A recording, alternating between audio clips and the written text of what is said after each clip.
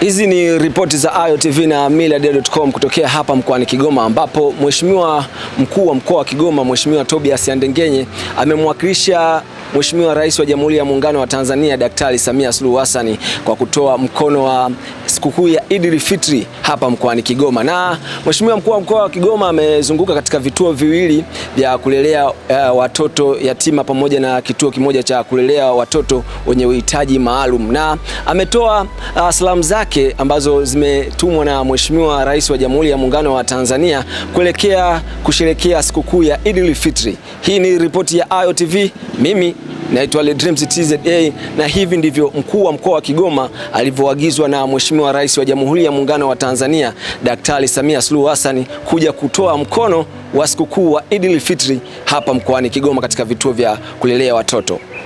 Kipekee naomba nichukue nafasi hii, maana ifahamike kuanzia mwanzo, Mheshimiwa Rais amenituma.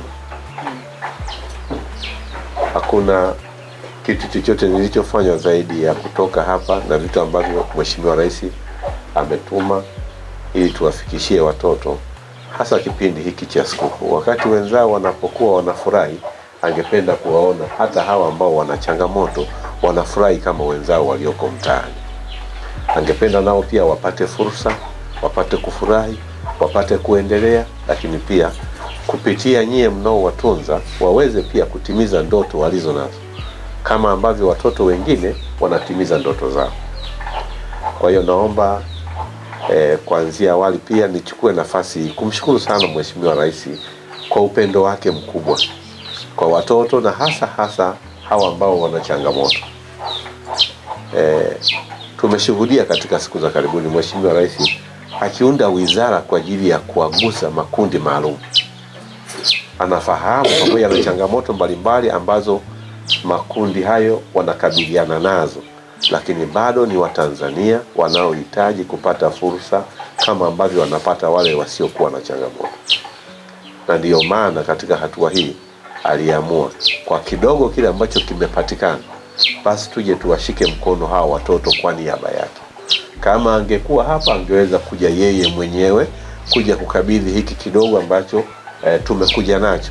Lakini mnafahamu Rais anakuwa ni mmoja, lakini nchi hii ni kubwa, na watoto wenye changamoto na makundi ambayo yana changamoto pia yako mengi.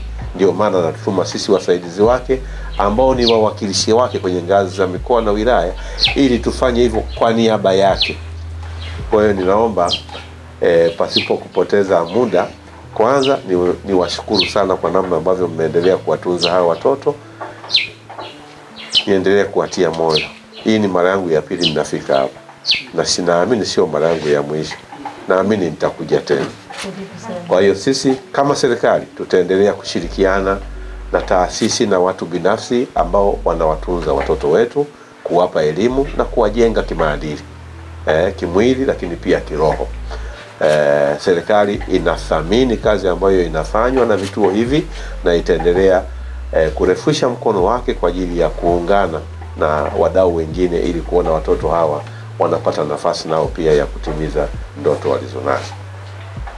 Kwa hiyo hapa tulipo tumekuja kama nilivyosema na zawadi.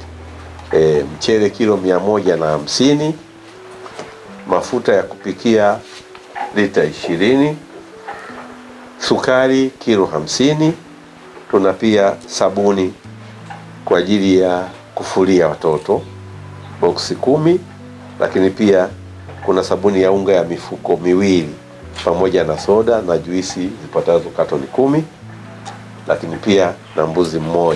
Vitu hivi kwa ujumla wake vimegharimu takriban shilingi za Kitanzania 1,250,000.